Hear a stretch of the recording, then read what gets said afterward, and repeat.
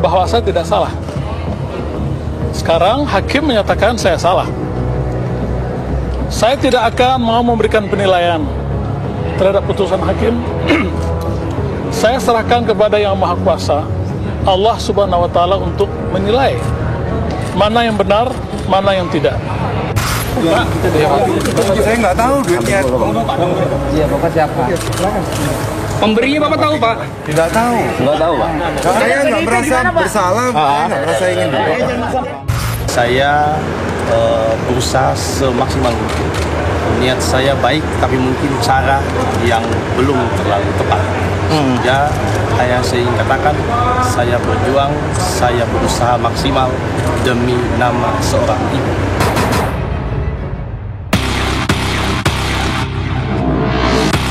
Tahun 2017 belum juga berganti, namun OTT KPK terus berlangsung tak mau berhenti.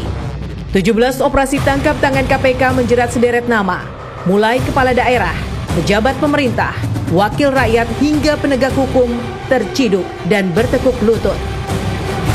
Dari serentetan OTT yang dilakukan oleh KPK selama beberapa kurun waktu, beberapa bulan terakhir, mengapa orang-orang itu melakukan penerimaan suap atau janji? Kebanyakan itu memotong uang dari proyek itu rata-rata hampir 10%. Jangan dilihat jumlah uang transaksinya, tetapi bagaimana menyelamatkan proyek yang besar itu agar sesuai dengan yang direncanakan oleh pemerintah. Karena yang rugi nanti akhirnya juga masyarakat secara umum. Diprediksi, KPK hampir pasti memecahkan rekornya sendiri. Di tahun 2016, 17 OTT dilakukan KPK dalam masa 1 tahun. Namun 2 bulan terakhir, KPK melakukan operasi tangkap tangan secara beruntun. Tak tanggung-tanggung, 10 OTT pun digelar tanpa ampun. Ya, saya prihatin ya, apapun mereka adalah bagian dari saya. Padahal sistem sudah terus kita perbaiki. Calon kepala daerah yang didukung oleh partai sudah lewat rekrutmen yang ketat. Nah, kendalanya saya kira permainan pihak swasta, staf seorang kepala daerah, dan kepala daerahnya yang mungkin tidak paham, mungkin terjebak dengan permainan itu, atau memang dia tahu, pura-pura nggak tahu. 6 Oktober 2017, lagi-lagi operasi tangkap tangan terjadi. Kali ini transaksi jual beli perkara melibatkan anggota DPR fraksi Golkar, Aditya Moha, kepada Ketua Pengadilan Tinggi Manado, Sudiwardono. Moha bermaksud menyelamatkan sang ibu dari vonis 5 tahun yang sudah diketok Pengadilan Negeri Manado pada bulan Juli 2017 kemarin. Namun demikian, gemilangnya prestasi membidik sederet pelaku korupsi tak membuat sejumlah pihak terpesona dengan kinerja KPK. Kalau di KPK memang semuanya ditutupi, kita nggak tahu. Karena saksi nggak boleh didampingi, CCTV-nya dikabur-kaburkan, semua kita nggak tahu di dalam KPK itu ada apa. Makanya OTT, karena orang tuh diintip. Salah itu. Pemberantasan korupsi yang dimaksud tuh nggak gitu. Ada cara memberantas korupsi itu, yang menyelamatkan keuangan negara, meningkatkan IPK kita secara signifikan dan tinggi. Ada yang curiga, OTT KPK syarat agenda, bukan hanya pemberantasan korupsi saja. Benarkah OTT KPK tak lebih dari sekedar cerita bersambung demi menutupi kasus korupsi lain yang masih dalam selubung?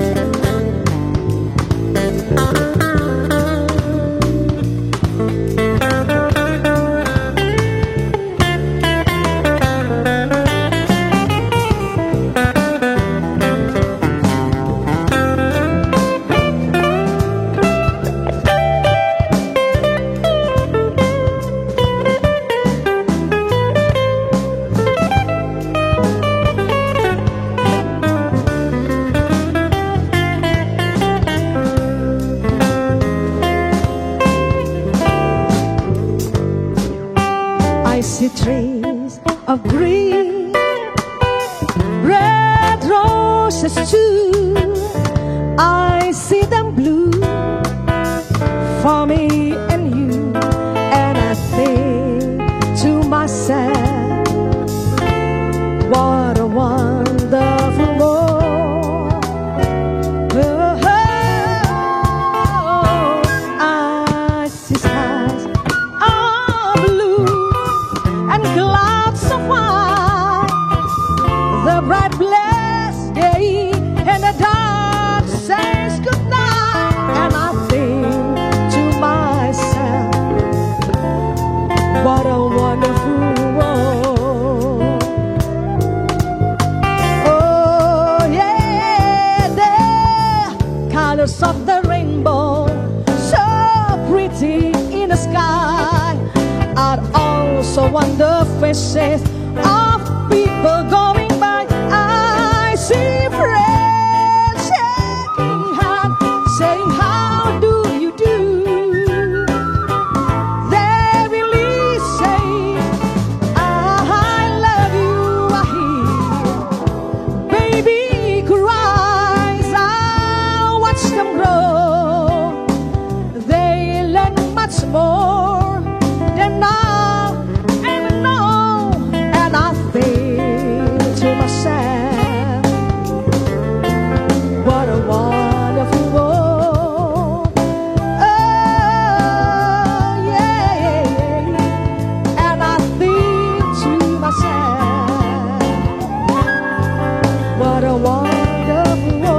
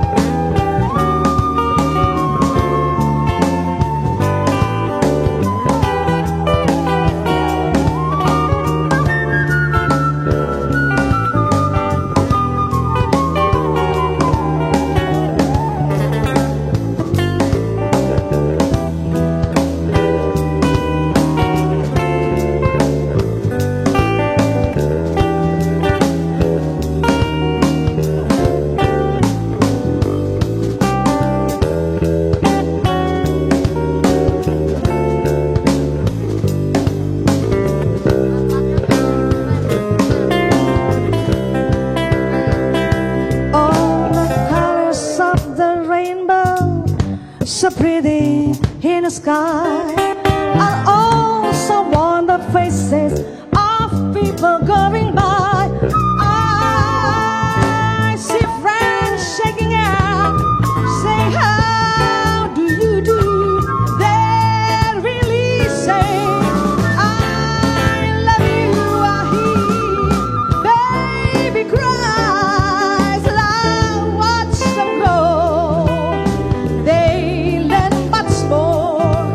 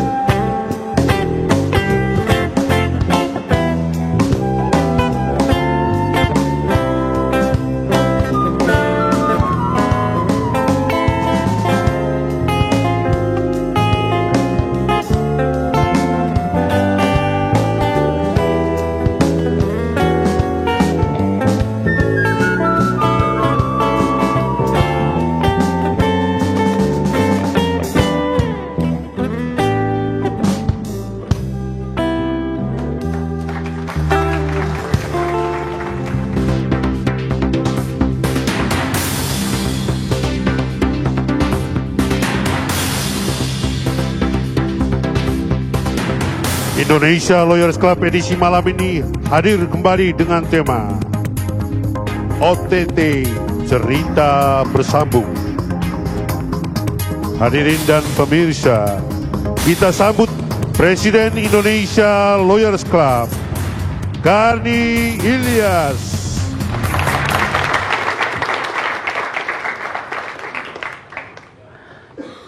Pemirsa, malam ini kita bertemu kembali dalam episode OTT bagaikan cerita bersambung. Boleh juga dibilang akhir-akhir ini OTT terjadi di mana-mana. Ada 102 kasus yang terjadi tahun ini, 17 diantaranya OTT. Tapi sebelumnya kita boleh diskusi. Aplaus dulu untuk Becky Young. What a wonderful world.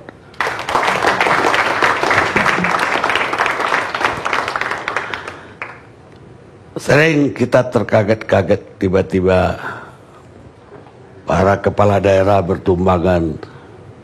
Tapi lebih kaget lagi peristiwa terakhir. Ketua Pengadilan Tinggi di Sulawesi Utara terkena OTT bersama anggota DPR Pusat. Lepas dari apa yang terjadi dan apa yang disuap, pertanyaan pun menjadi nyata. Kalau OTT atau berbagai pejabat jatuh oleh OTT ataupun dalam kasus korupsi biasa, apakah tidak mempan lagi orang Indonesia dengan KPK? Karena tidak menakutkan juga bagi para pejabat untuk tetap menerima uang suap dari mana-mana. Karena buktinya semakin hari bukan semakin kurang, tapi semakin banyak dari kasus korupsi yang terungkap di negara ini. Tidak hanya itu perdebatan, tapi juga apakah OTT ada di dalam undang-undang hukum pidana kita. Perdebatan yang agak kencang terjadi antara anggota DPR Fachri Hamzah dengan Profesor Mahfud dan juga Profesor Romli. Sayang Profesor Romli malam ini tidak bisa datang. Mungkin itu yang perlu kita gali malam ini. Dan sekarang sudah ada juru bicara dari KPK, Febri Diansah. Mungkin kami ingin mendengar, Bu Febri, apa yang terjadi peristiwa terakhir dengan kembali hakim ditangkap. Mungkin tahun ini ada 5 hakim ya yang ditangkap. 5 atau? Untuk hakim yang terakhir itu Ketua Pengadilan Tinggi di Manado. Bulan lalu itu ada hakim kasus tindak pidana korupsi di Bengkulu. Sebelumnya ada panitera pengadilan. Beberapa waktu sebelumnya juga ada sejumlah penegak hukum yang kita proses dalam operasi tangkap tangan tersebut. Tapi secara keseluruhan sampai dengan saat ini, sejak pertama KPK ada sekitar 75 operasi tangkap tangan yang dilakukan. Dari OTT tersebut, tersangka yang ditetapkan tentu setelah OTT dilakukan, kemudian pemeriksaan maksimal 24 jam, ada sekitar 244 orang tersangka yang kita proses. Ini sebenarnya masih sebagian kecil, tidak dominan dibanding dengan kasus yang kita tangani secara keseluruhan yang melibatkan diduga lebih dari 600 orang sampai dengan saat ini. Ada berbagai pertanyaan di masyarakat. Tiba-tiba seolah-olah KPK akhir-akhir ini mengamuk gitu. OTT di mana-mana, berbagai kasus terungkap, dan juga ada kecurigaan dari orang-orang Golkar bahwa kok yang ditangkap sekarang ini Golkar melulu. Ini apa akibat dari pansus atau gimana? Saya kira itu dua hal yang berbeda ya. Pansus di satu sisi jalan itu kewenangan konstitusional, meskipun sekarang sedang diuji di Mahkamah Konstitusi.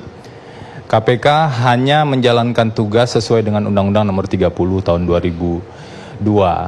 Tapi mungkin kita perlu lihat lebih jauh ke belakang. Ketika operasi tangkap tangan itu berhasil dilakukan, yang paling besar perannya sebenarnya di sana bukan penegak hukum itu sendiri. Penegak hukum satu hal dengan kewenangan yang dimiliki.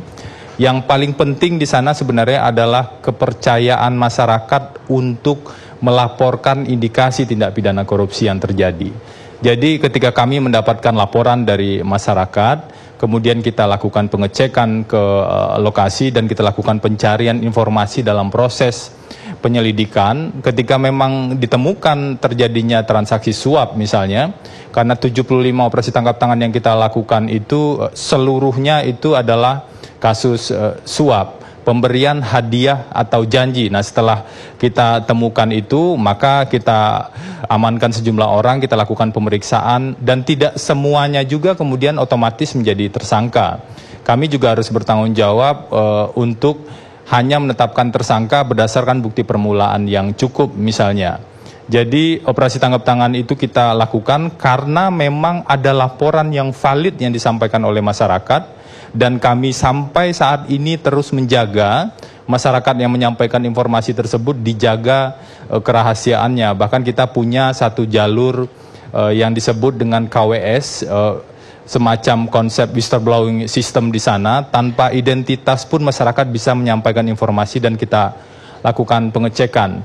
Jadi itu adalah salah satu kunci sebenarnya ketika kita melihat terjadinya berbagai peristiwa akhir-akhir ini, dan kami pastikan tidak ada hubungannya sama sekali dengan beberapa peristiwa politik yang terjadi. Justru seharusnya kami juga sering mengatakan bahwa ketika seorang bupati diproses atau seorang wali kota diproses, pada saat itu kita bilang semoga ini adalah bupati dan wali kota terakhir yang kita proses. Agar ini semacam himbauan juga sebenarnya. Kalau ada pihak-pihak lain yang punya niat misalnya untuk menerima sesuatu, hadiah atau janji, kalau ada pihak lain yang punya niat untuk memberikan sesuatu, apapun latar belakangnya, apapun partainya, apapun kelompoknya, hentikan. Jadi himbauan sebenarnya diberikan, dan upaya-upaya pencegahan lain juga kita lakukan.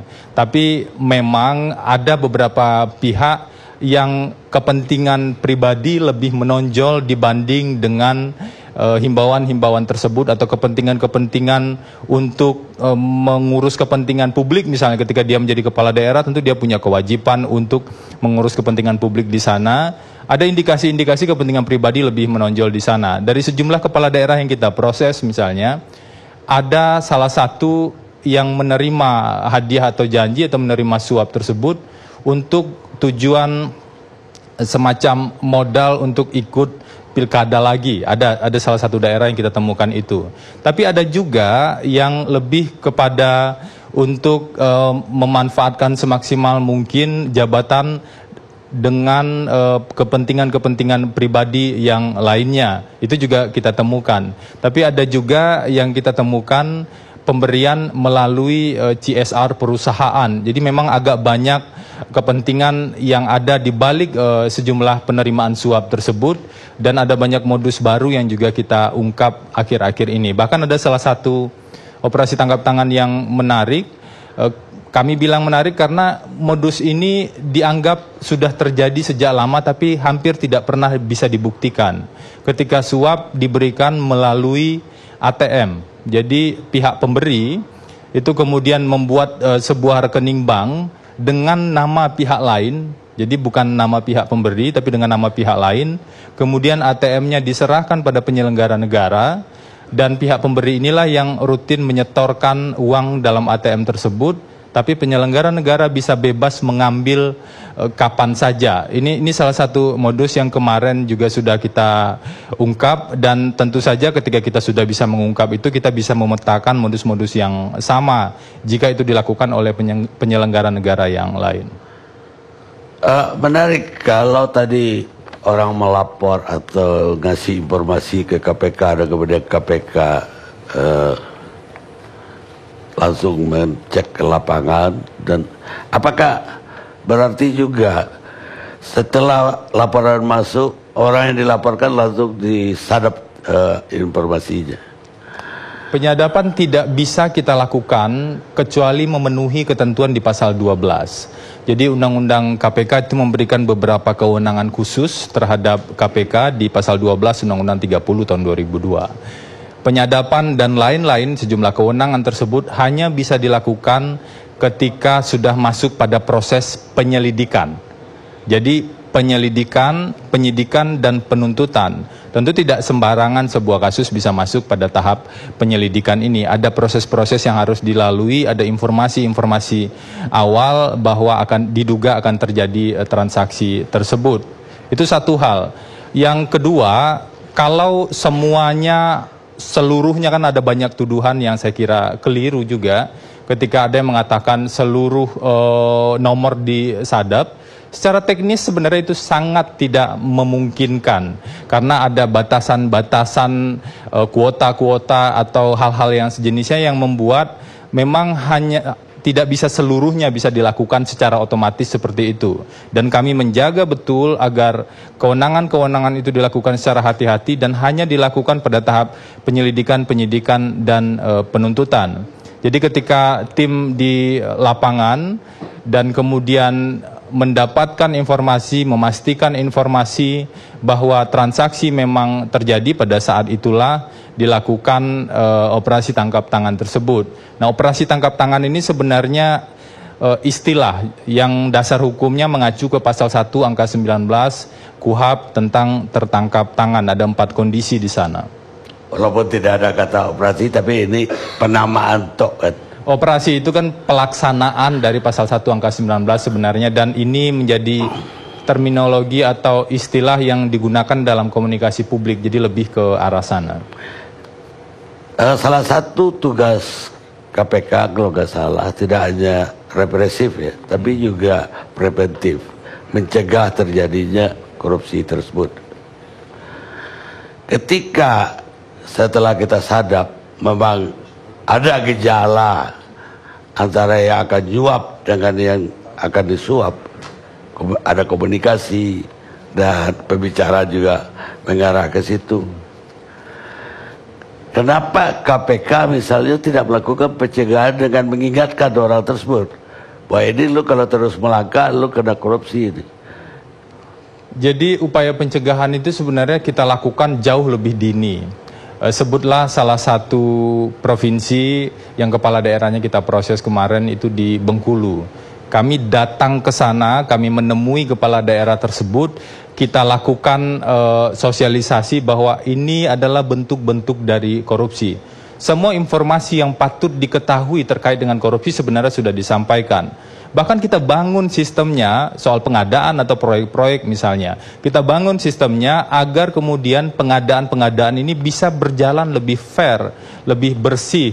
Artinya apa? Dari aspek personal, dari aspek pribadi, yang bersangkutan sebagai kepala daerah sudah paham sebenarnya bahwa itu tidak boleh dilakukan. Jadi sejak jauh-jauh hari sebenarnya sudah kita ingatkan bahwa tidak boleh melakukan A, B, C, dan D. Namun ketika hal itu masih dilakukan, domain pencegahan sudah tidak berada di sana lagi. Karena kita perlu ingat, ketika seseorang melakukan transaksi suap, biasanya didahului dengan apa yang disebut dengan komunikasi transaksional. Ketika sudah ada komunikasi yang bersifat transaksional, sebenarnya di sisi lain sudah terpenuhi frase yang ada di pasal 5, pasal 12 atau pasal-pasal suap di Undang-Undang Tindak Pidana Korupsi, yaitu menerima janji. Jadi perlu diingat, suap itu tidak hanya menerima sejumlah uang atau sejumlah barang, tetapi menerima hadiah atau janji. Nah, inilah yang membedakan, aspek transaksional inilah yang membedakan antara suap dengan gratifikasi. Dalam bicara soal gratifikasi, tidak perlu dibuktikan adanya aspek penerimaan janji yang sifatnya transaksional tersebut. Ketika penyelenggara negara diberikan uang terima kasih dalam tanda kutip misalnya, dari via vendor proyek tertentu tanpa harus bicara apa-apa, sebenarnya dalam gratifikasi dia wajib untuk melaporkan selama 30 hari kerja. Kalau tidak dilaporkan ada resiko pidana di sana. Jadi tidak wajib dibuktikan transaksional di sini.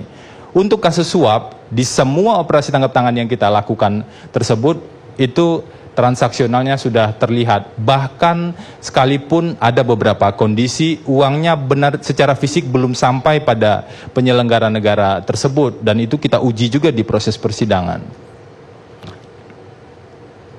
Justru karena belum sampai, ataupun kalau sudah sampai dan pada waktu itu dia kena OTT, dia kan tidak punya kesempatan lagi untuk memakai hak dia 30 hari untuk mengembalikan uang itu. Ya, itulah bedanya Pak Karni. Kalau kita bicara soal gratifikasi, Pak Karni misalnya penyelenggara negara, saya adalah pihak perusahaan yang menang tender di instansinya Pak Karni. Suatu hari saya datang ke Pak Karni dan memberikan tiket ke luar negeri misalnya untuk liburan. Karena saya tahu Pak Karni misalnya sudah lama tidak pergi liburan ke luar negeri. Kemudian tiket itu saya berikan, saya tidak bilang apa-apa, saya tidak minta tolong apa-apa, hanya sekedar semacam uang terima kasih. Itu gratifikasi karena tidak ada relasi transaksional di sana, tidak ada ijab kabul dalam tanda kutip.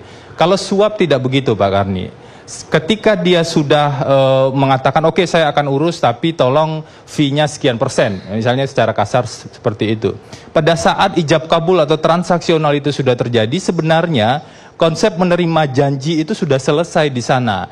Dan kami mendapatkan informasi dari masyarakat, kemudian kita cek ke lapangan, setelah uang misalnya diterima oleh penyelenggara negara, maka kita setelah itu, beberapa saat setelah itu kita lakukan penangkapan. Tapi ada juga setelah uang diterima oleh pihak perantara, karena di kasus korupsi ini kejahatannya berkembang secara luar biasa modusnya. Ada yang memakai 1 lapis perantara, ada yang memakai 2 lapis, ada yang menggunakan bahkan dealer mobil sebagai perantara, seolah-olah di sana orang hanya mengantarkan uang ke dealer mobil.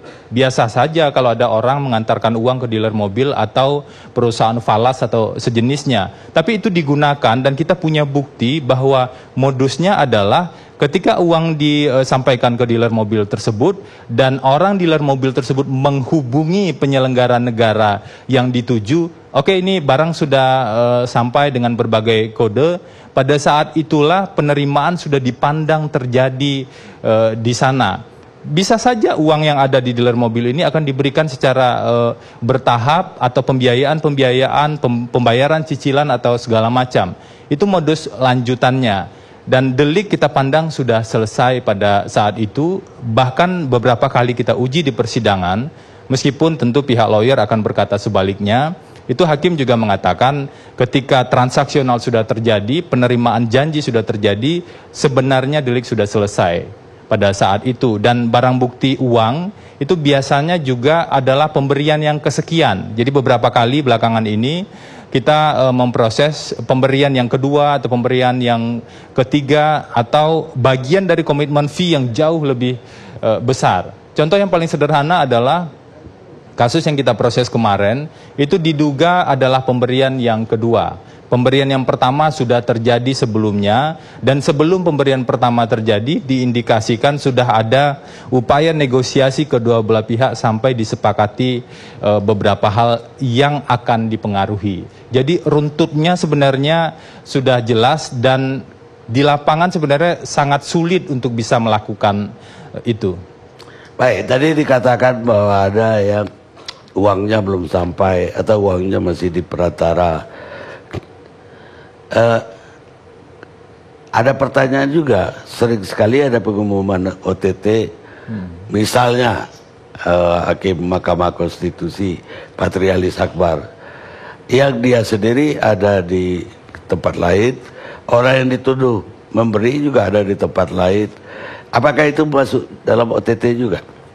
Jadi itu dijelaskan sebenarnya dalam proses persidangan kemarin, ada perdebatan dari pihak kuasa hukum dan pihak jaksa KPK. Itu biasa kan ada perdebatan di pengadilan, dan hakim sudah menyatakan yang bersangkutan bersalah dan sudah berkekuatan hukum tetap dan kemudian dieksekusi di lembaga permasyarakatan. Jadi sudah terbukti sebenarnya penerimaan janjinya di awal, kemudian penerimaan hadiah. Namun ada beberapa kondisi tertentu di lapangan. Saya ingin kasih contoh, mungkin tidak perlu sebut nama. Uang sebenarnya sudah sampai pada pihak yang menjadi perantara. Atau dalam istilah lain ada yang mengatakan si A, si perantara ini itu dilihat oleh pihak pemberi. Ketika uang disampaikan ke dia, dia sudah memberikan uang untuk penyelenggara negara, atau yang disebut dengan misalnya on behalf dari penyelenggara negara tersebut. Jadi transaksi sebenarnya sudah selesai. Nah, ketika kita sudah mengetahui itu dan informasinya cukup, maka tentu saja setelah itu kita mencari pihak-pihak yang diduga terlibat. Apalagi terkait dengan kasus MK tersebut, di pagi harinya kita sudah menemukan ada pertemuan dari pihak-pihak terkait yang sudah divonis bersalah kemudian di pengadilan tipikor. Jadi ada beberapa lapis kegiatan atau tindakan atau verifikasi yang kita lakukan sebenarnya sebelum kita memutuskan untuk melakukan operasi tangkap tangan, dan bahkan sebelum kita memutuskan A, B, atau C menjadi tersangka atau belum bisa menjadi tersangka dan masih menjadi saksi. Baik, ada juga yang saya sebutkan di pembukaan tadi. Artinya semacam masyarakat akhirnya apatis. Operasi KPK jalan terus, yang ditangkap semakin banyak, tapi korupsi juga jalan terus juga. Artinya, apakah ini menurut, ya maksud saya KPK sendiri tentu perlu juga menganalisanya. Apakah ini bukan karena sistem di negara kita ini yang membuat orang harus korupsi? Kalau dibilang tadi ada yang cari dana untuk pilkada berikutnya, kalau saya melihatnya tidak hanya pilkada berikutnya. Kalau saya jadi bupati kemarin, tahun lalu, habisnya 50 miliar, saya dengar Pulau Jawa paling kurang 50 miliar. Masa nggak kembali? Masa saya mewakafkan 50 miliar, terus saya harus kerja keras lagi tanpa duit ini kembali. Ini ke sistem yang selain dari tadi ada gaji rendah lah untuk yang di bawah-bawah atau segala macam. Tapi untuk yang pejabat negara tadi itu terjadi. Jangan mau jadi calon, jangan mencalonkan diri jadi anggota DPR kalau nggak punya bangsa 20 miliar di Republik ini. Lah ini masa kita nyumbang, gimana? Ada yang bilang seperti itu memang Pak Karni, tapi rasanya tidak adil dan atau tidak fair lah kalau kita mengatakan menggunakan itu sebagai pembenaran sejumlah misalnya kepala daerah yang kemudian menerima suap atau terlibat korupsi. Data KPK sampai hari ini kita menangani sekitar 78 kepala daerah. Itu ada gubernur, ada wali kota atau wakil wali kota atau bupati di sana. Itu terjadi sejak KPK ada. Jadi baru 78 sebenarnya yang kita tangani. Bandingkan dengan di satu periode itu ada lebih 500 kepala daerah di tingkat kabupaten dan kota. Kita tidak bisa mengatakan bahwa yang 78 ini korupsi karena terpaksa melakukan korupsi. Pertanyaannya jika dibalik, kenapa kepala daerah lain bisa tidak korupsi tetapi tetap bisa menang pilkada dan tetap bisa memimpin dan tetap bisa mengambil keputusan. Nah, logika ini kan harus dilihat dalam dua sisi yang berbeda. Karena itulah kita perlu melihat ketika orang melakukan korupsi, kita perlu lihat apakah itu by need. karena memang dia butuh melakukan korupsi. Dari aspek teoritis, kalau bicara soal ini, corruption by need itu terjadi, korupsi yang levelnya kecil-kecil, misalnya di proses pelayanan publik karena gaji kecil atau karena kebutuhan-kebutuhan real, maka kertas-kertas harus diambil, pungutan harus dinaikkan sedikit, atau dia dipaksa untuk mengambil pungutan karena bosnya butuh setoran. Di level ini itu corruption by need, tapi di level atas itu sudah greedy atau kerakusan, atau juga ada sistem di sana yang tadi disebut dia harus setor ke sana dan harus setor ke sini. Tugas penindakan adalah memproses orang-orang yang melakukan tindak pidana korupsi. Tugas pencegahan menghimbau orang-orang, mengingatkan dan memperbaiki sistemnya. Nah, di bagian yang terakhir ini, ketika ada beberapa bagian dari sistem yang harus diperbaiki, itu sangat dibutuhkan kerjasama, komitmen politik yang kuat. Tidak mungkin hanya KPK yang bisa melakukan itu. Komitmen politik yang kuat dari eksekutif, dari legislatif, atau bahkan dari yudikatif. Kami duduk bersama misalnya dengan Mahkamah Agung beberapa waktu belakangan ini untuk menguatkan bidang pengawasan. Itu sangat dibutuhkan. Jadi upaya perbaikan sistem dan pencegahan itu harus dilihat sebagai sebuah kerja bersama. Presiden sedang menyusun Stranas PK, jadi Strategi Nasional Pemberantasan Korupsi. Nah, kita berharap ini menjadi salah satu tools penting, komitmen politik yang kuat dari Presiden untuk melakukan pencegahan tindak pidana korupsi. Kita pernah melakukan upaya pencegahan dalam kasus KTP elektronik. Saya kasih contoh yang agak konkret yang terjadi saat ini. Kita lakukan kajian di sana, kita berikan rekomendasi. Pengadaan ini tidak tepat dilakukan dengan berbagai alasan 1, 2, 3, 4, 5. Ada hal-hal yang harus dilakukan. Batas kewenangan pencegahan KPK adalah sampai di sana. Kita surati pihak yang memiliki kewenangan. Yang jadi pertanyaan, bagaimana kalau pihak yang memiliki kewenangan tidak mau melakukan itu? Ini domain pencegahan yang harus dilihat, itu harus menjadi sebuah komitmen bersama. Jadi pencegahannya adalah memperbaiki itu. Bahkan kami sekarang masuk pada pencegahan di sektor politik, Pak Karni. Kita datang kemarin ke semua DPP partai politik. Sebelumnya itu ada proses panjang di sana. Kita kajian, kemudian kita wawancarai seluruh bendahara atau pihak yang ditunjuk oleh pimpinan DPP partai politik untuk memetakan kebutuhan dana partai politik. Ini menurut kita adalah salah satu poin yang memang juga harus kita selesaikan ke depan. Dana partai politik itu harus masuk akal dan wajar, tapi juga dikelola secara akuntabel di sana. Sehingga kegiatan-kegiatan politik yang dilakukan tidak perlu mencari biaya dari tempat lain. Nah, kita belum identifikasikan secara rinci itu biaya tempat lain itu apa. Tapi kalau dana itu tersedia dan bisa dipertanggungjawabkan, kita akan melihat Indonesia yang lebih baik ke depan dengan pilar demokrasi partai politik yang jauh lebih kuat dan bersih. Nah, ini kan cita-cita bersama ke depan yang tidak mungkin hanya dilakukan oleh KPK saja. KPK sudah melakukan beberapa hal tersebut. Kita butuh sekali dukungan kuat dari partai politik untuk bisa merealisasikan demokrasi yang bebas dari korupsi tersebut. Memang ada beberapa kader partai politik yang ada di DPR RI ataupun di DPRD, kemudian kita proses baik dalam operasi tangkap tangan ataupun dalam penanganan kasus korupsi pengadaan atau kasus-kasus yang lain. Tapi sebaiknya itu dilihat sebagai kontribusi kita bersama untuk membersihkan orang-orang yang diduga punya masalah di sebuah institusi. Bahkan KPK misalnya ketika kita menangkap hakim, kita temui koordinasi bersama dengan Mahkamah Agung. Kemarin kita mendapatkan informasi justru dari Mahkamah Agung dan kita melakukan penindakan. Mahkamah Agung pada saat itu, Badan Pengawasan khususnya, melihat bahwa penangkapan ini adalah bagian dari dukungan dan upaya bersih-bersih. Jadi tidak dilihat lagi sebagai sebuah serangan institusional dan tidak terpancing dengan mungkin ada pihak-pihak tertentu yang ingin membenturkan secara institusional. Padahal ini korupsi itu pertanggungjawaban pribadi, bukan pertanggungjawaban institusional dari aspek pidananya. Baik, terakhir Bu Febri. Ada pertanyaan juga ini dari pemirsa. Kok udah berapa kali ALC tidak satu komisioner KPK pun yang mau muncul? Ini pertanyaan dari para pemirsa TV One, bukan dari saya ini, Febri Melulu yang datang.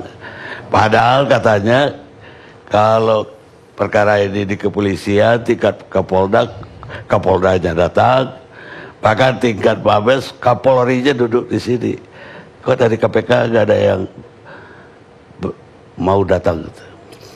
Sebelumnya sudah pernah hadir dan telewicara juga kan dengan Pak Karni di ILC. Saya kira yang terpenting adalah bagaimana pesan-pesan itu tersampaikan.